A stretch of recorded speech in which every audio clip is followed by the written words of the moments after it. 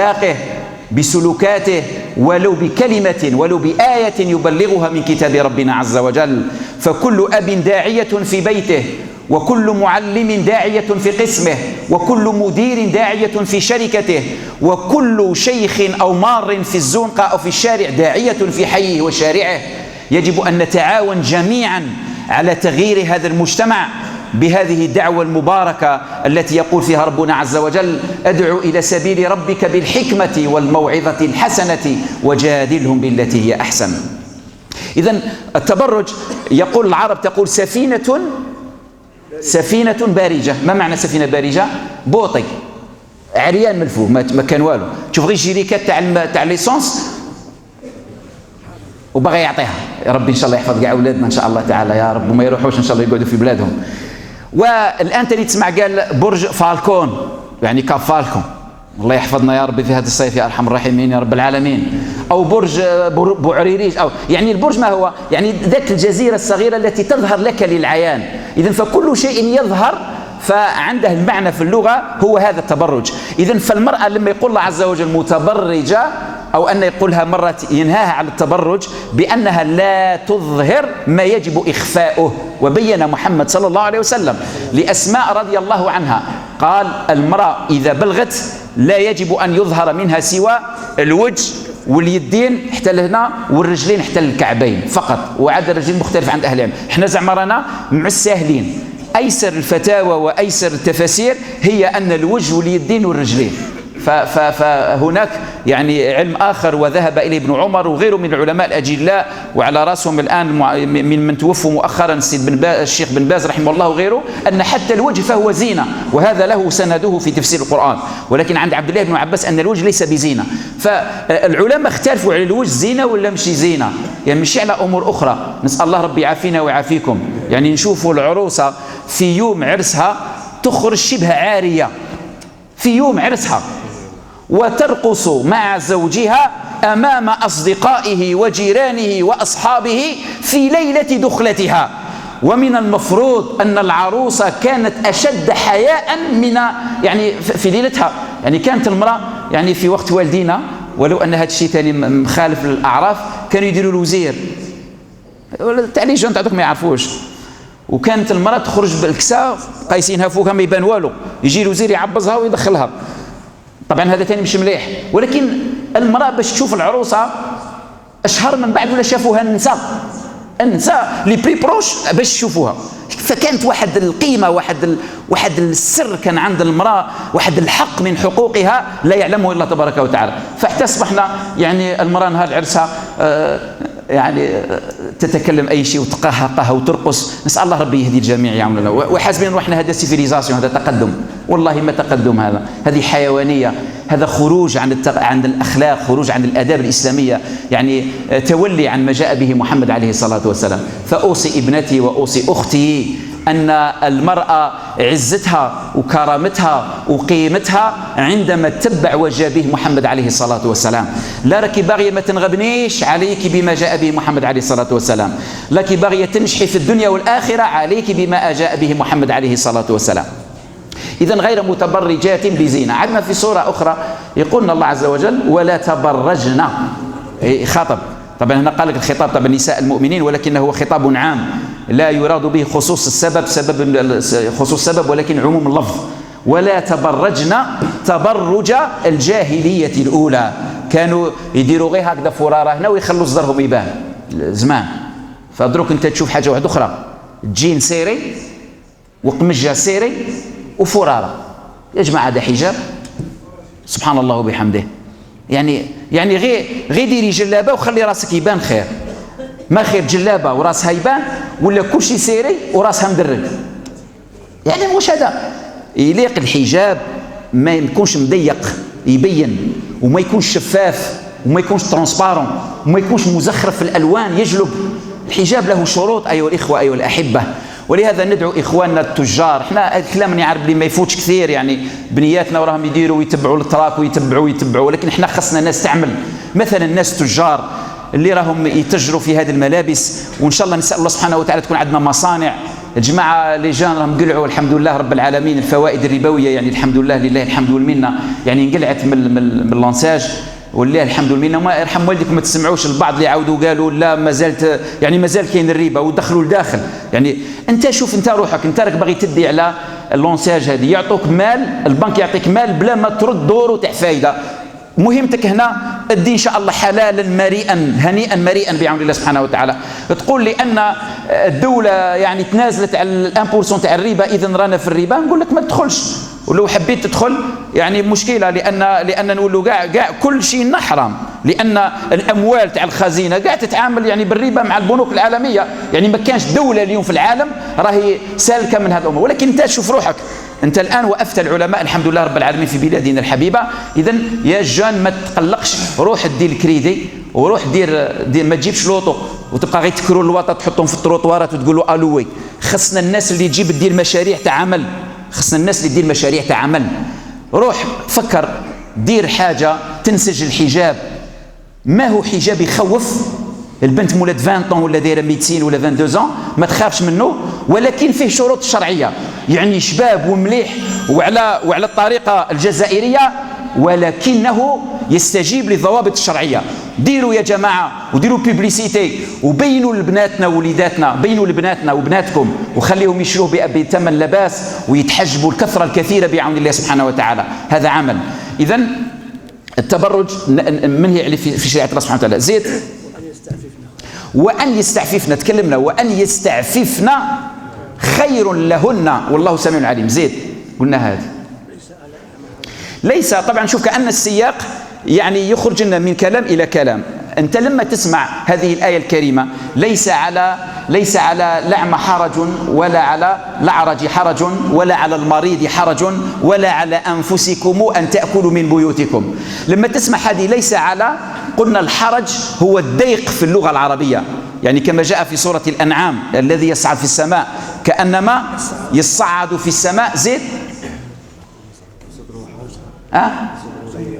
ضيقا حرجا، عندنا وكاين قرايه حرجا كأنما يصعد في السماء. إذن حرجا بمعنى ضيقا، ولكن الحرج في الشريعة هو الإثم، يعني ليس عليكم إثم. إذن هنا يقول ليس على الأعمى، ذكر ثلاثة الأصناف، الأعمى والأعرج والمريض. طبعا لما قال المريض هي تشمل طبعا الأعمى، ولكن هذا من عطف الخاص على العام، المريض يدخل في كل مرض.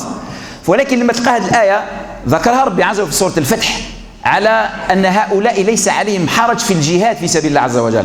ولهذا حتى بعض المفسرين حتى في هذه الآية في سورة النور قالوا هذا في الجهاد، يعني هؤلاء ليس عليهم حرج بأن يخرجوا مع النبي صلى الله عليه وسلم إلى الغزوات، ولكن قالوا لما يعني عطفت على قول الله عز وجل أن تأكلوا، إذن قال هذا مشي في الجهاد، يعني هذا خاص، يعني له أحكام أخرى. فالفتح كيف قال ليس على الأعمى حرج ولا على الأعرج حرج ولا على المريض حرج. زيد ومن يطع الله ورسوله يدخله جنات تجري من تحتها الأنهار. زيد ومن زيد ممتاز. شكون هو؟ من يتولى. ما معنى يتولى؟ يتولى عن الزحف، يتولى عن الخروج إلى الجهاد في سبيل الله عز وجل. ومذكورة كذلك عن المنافقين اللي ما يحبوش يخرجوا مع النبي صلى الله عليه وسلم في سورة التوبة، يعني الضعفاء هذوك اللي حتى وصل قال ما يبكوا لأنهم ما يلقوش الشيء اللي ينفقوه في سبيل الله عز وجل في سبيل الله تبارك وتعالى، وما يقدروش يخرجوا مع النبي صلى الله عليه وسلم. ولكن هذا الآية لها خصوصية في هذا السياق.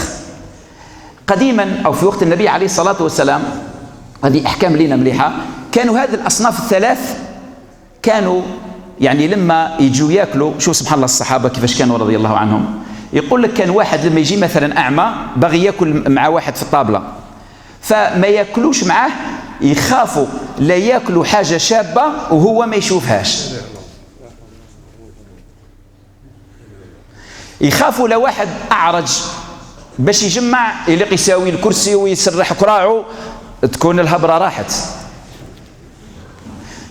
والمريض كذلك، فقالوا فكان حرج عندهم كيفاش يعني غابنين هذه الناس ظالمينهم، فأنزل الله تبارك وتعالى هذه الآية قال ليس على الأعمى حرج ولا على الأعرج حرج ولا على المريض. فيه وجه آخر للتفسير، وهذا كلام ذكره الإمام الرازي في التفسير تاعه ربي يرحمه، أن كان العكس، قال لك كان مرات يجي مثلا الأعمى يجلس فمن داك ما يشوفش مسكين يكونوا مثلا حاطين فياكل كلش، يعني ياكل المليحة ويخلي الآخرين يتفرجوا لأنه ما يشوفش، فيبقوا الآخرين في حرج.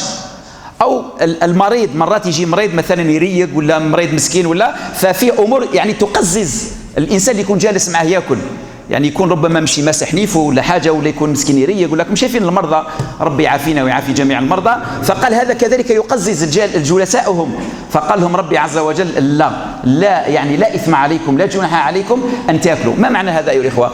هو يعني إسقاط كل هذه الحواجز وجمع شمل هذه الأمة المباركة، فبحيث هذا الضعيف الأعمى أو المريض أو هذا الأعرج أو المعوق يعني بصفة عامة يحس بقيمته داخل المجتمع كباقي الناس الأصحاء. يعني ليه لما مثلا أنت تدير جامع ولا تدير مؤسسة وما تديرش فيها لاكسي تاع أصحاب المساكين المعوقين اللي عندهم الكروسة، فإنك احتقرتهم، ما أعطيتهمش قيمة. لما تدير رياضة وما تديرش لهذه الفئة الرياضة يعني وهكذا. فيليق هذا الأصناف ابتلاها الله عز وجل، فقد ابتلاها الله وعافاك الله عز وجل. فعندما أنت بصحتك وعافيتك تتحرك داخل المجتمع فلا تنساهم. إذن هذا من القول الثاني أن شكون هما اللي ناكلوا عندهم ولا ياكلوا عندنا. يعني تخيل أنت اليوم قاعد يجي عندك خوك مثلا يدخل الكوزينة، يحل الفريجيدار، يلقى شويه فروماج روج انت شاريه وعزيز عليك ولا شويه اللحم على حسب المستويات. هما المساكن اللحم في المنام، كاين اللي مسكين راه غير طف فرماج ولا حبه سردينه راهي حاجه. تخيل يجي هذاك الاخ ويحل ويجبد ويبقى يقلي في المقله، ومرت الخو تشوف واش يصرى. فقال لنا القرآن، علمنا ربي عز وجل، قال ليس عليكم حرج، قال لا على الأعمى ولا على ليس على الأعمى حرج ولا على الأعرج حرج ولا على المريض حرج ولا على أنفسكم زيد أن تأكلوا من بيوتكم. اسمع مليح، اسمع هذو 10. أن تأكلوا من بيوتكم أو بيوت أبائكم أو بيوت أمهاتكم أو بيوت إخوانكم أو بيوت أخواتكم أو بيوت أعمامكم أو بيوت عماتكم أو بيوت أخوالكم أو بيوت خالاتكم أو صديقكم أو ما ملكتم مفاتيحه في قراية ومفتاحه في قراية أو صديقكم. ليس عليكم جناحا أن تأكلوا جميعا أو أشتاتا. ما معنى هذا؟ انتبهوا مليح، واحد السياق مليح. يعني قال أنفسكم، قال لك واش أنا لما ناكل في داري من ماكلتي هل علي حرج؟ لماذا قال الله عز وجل أن تأكلوا من بيوتكم؟ ليس علي حرج أن آكل من داري؟ قال لك لا، قال لك هنا لما قال لك من بيوتكم ما يقصدكش انت، يقصد حاجه واحده اخرى. لو كان تلاحظوا السياق تاع القران شوفوا واش ذكر الام وذكر الاب وذكر الخو والاخت والعمه والعم والخاله والخال وصاحبك لامي تاعك اللي يدخل لدارك، خاطر كاين لي زامي وكاين لي زامي، خاطر غادي تشوفوا من بعد كل شيء جابهم بالجمع، ولكن الصديق جابها بالمفرد. كل شيء جابهم بالجمع، بصح كي جا في الصاحب قال صديقكم، من بعد عندنا كلام عليها. إذن شكون اللي ما ذكرهمش وهم أقرب الناس إليه؟ الأولاد. وراهم الأولاد هنا والبنات. قال لك ولدك وبنتك دارك كما دارك، كل وتفرشك لا يجوز له أن يكلمك. فلماذا قال لك؟ قال لك لأن الإمام أحمد روى في المسند وفي السنن أن النبي صلى الله عليه وسلم قال أنت ومالك لأبيك. ويقول عليه الصلاة والسلام في الحديث الآخر من خير ما يأكل الرجل منه من كسبه وإن الولد من كسبك. احذروا يا الكناين، احذروا يا الأبناء، احذروا من الهمزات واللمزات في ظهور أبائكم وأمهاتكم. كم من أب يجي يبغى يقرب فريجيدان يوقع الماس من الرول ولا وين باغي يخرب، ومرات يجي داخل بالصباط ويحفظ بالطابي، مشكلة. لا، هو سبب وجودك. هو ممكن إنسان يقول واش يقول؟ ممكن إنسان يقول لا بصح هذا بويا ولا ما مشي ملاح، هذه كاينة. تقول له بوك، يقول لك بصح دار لي ودار لي ودار لي ودار لي. نقول لك دار لك ودار لك ودار لك، انت ما لك دير والو، لك تطيعوا وتبروا كما امرك الله عز وجل. ما هو الدليل؟ شو القرآن واش يقول في سورة الإسراء وفي سورة في سورة الإسراء وفي سورة النساء وفي سورة البقرة؟ يقول ربي عز وجل: وقضى ربك ألا تعبدوا إلا إياه وبالوالدين إحسانا. خليها هكا مطلقة، لم يقيد ولم يخصص. بالوالدين إحسانا، ملاح بالوالدين إحسانا، مشي ملاح بالوالدين إحسانا. لا تقايد ولا تقارن، إنه سبب وجودك وإنها سبب وجودك، وهي مدخلك إلى الجنة الأم. أيها الإخوة، من نسمعه ونقرأه اليوم الصباح واحد هرب من الحبس تاع قسنطينة، كانوا حاكمين عليه بالمؤبد. البارح هرب. علاش داير؟ كاتل بواه، كانوا حاكمين عليه بالمؤبد وهرب، وفيه السيدة. الله يعافينا ويعافيك. روح سلك انت دروك، روح حكمه. هذا اللي نديروا لي زاناليز لكاع اصحاب الحبس، وبرا الله اعلم واش يصرى. لا يعني يقتل الاب يقتل الام. يعني هل يعني اذا ما طبقناش الاعدام في هذه الحاله، وين تنطبقوا الاعدام؟ ما يطبقش. الاب يقتل على يد الابن، لا حول ولا قوة إلا بالله العلي العظيم. إذا شتوا جماعة يعني كيفاش. ولكن ثاني أنا دائما نقول كان عقوق الأولاد وكان عقوق الوالدين. مرات تلقى ظلم ثاني، تلقى العزوجة في الدار ما هاش كاينة. يا بنياتنا تاع اليوم اللي اقتحموا ربي عز وجل، على بالكم زمان في والدينا العزوجة كي كانت ولا ما على بالكمش؟ المفتاح هنا في الحزام والسكر في الماريو. كي تبغي تطيبي لاتاي ولا القهوه تجيبي بيرميسيون من عند العزوجه، واصافوار لا تعطيك واللي عطاتك. فكذلك هذا ظلم. ولكن مع هذا امهاتنا صبروا. اليوم عندك افطر وحدك، والراجل يخدم وما خصك خصاص، والما يجري في وهر، الحمد لله رب العالمين. وبروبلام مشاكل، دائما مشاكل دائما. لماذا؟ لأننا ما حمدناش الله تبارك وتعالى. إذن أيها الأخوة، غير نبين لكم في السياق القرآني لماذا لم يذكر الأبناء وذكر غيرهن من الأقارب. لأن الابن كأنه منك، كأنك أنت. ولهذا قال الله عز وجل: أن تأكلوا من بيوتكم، يعني ما ذكرش الأبناء. طبعا الكلام راه باين هنا، عماتكم خالاتكم إلى غير ذلك. ولكن في حاجة أخرى، مع أنك رحم والديك تسمع هذا الكلام وتغدى حشية تدخل دار خوك ولا دار خالتك ولا دار عمتك، وتدخل وتبقى تجبد لها من الفريجيدار تاعها وتاكل وتقول لها ودي قالنا في زازي ولا القرآن قال مع عينك. لهذا العلماء اختلفوا رحمهم الله. قال لك هذه الآية منسوخة بحديث للنبي صلى الله عليه وسلم، قال: لا يؤكل مال إلا بإذن صاحبه. وفي رواية: لا يؤكل مال إلا بطيبة نفس صاحبه. وانا نظن هنا بعض العلماء قالوا مش منسوخ، يعني انت من حقك تاكل وتشرب، لان لما تكون القلوب صافيه وتكون الاخلاق راقيه، هذاك اللي يجي يدخل للدار ما غادي يدير حوايج انت ما ترضاش عليهم.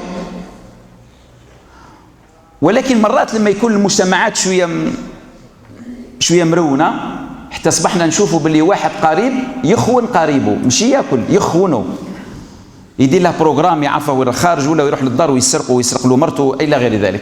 اذا ايها الاخوه، تولي هنا المساله اجتهاديه.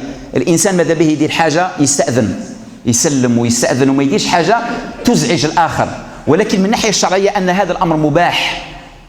كذلك قال لك لماذا نزلت هذه الايه؟ قال لك كان هذا واحد من الصحابه رضي الله عنهم خرج مع النبي صلى الله عليه وسلم في غزوه، وخلى واحد في الدار، أعطاه المفتاح. هذه اللي انتم شفتوا ملكتم مفاتيحه. ما معنى ملك مفاتيحه؟ كانوا الصحابه من يخرجوا الغزوات تخلي واحد في الدار. كاينه هذه، انا غير صباح حكاوا لي على واحد ايميغري.